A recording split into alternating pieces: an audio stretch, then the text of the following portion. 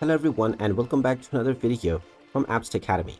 In this video, I'm going to show you how to delete your messages on Airbnb app. So let's get started right away. First of all, open up the Airbnb application on your device. And if you haven't logged into your account already, tap on the profile option at the bottom right corner and proceed forward with your email address and your password to log in.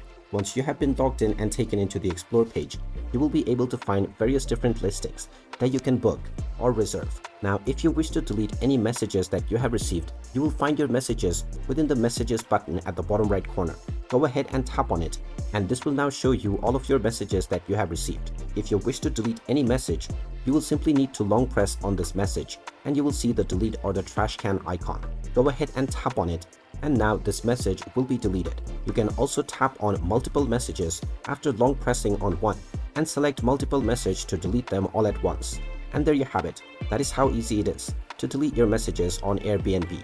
If you find this video helpful, make sure you hit that like button and subscribe to our channel if you haven't done so already. Also ring that notification bell to never miss another update from us. Thank you for watching, and I will see you again in the next video.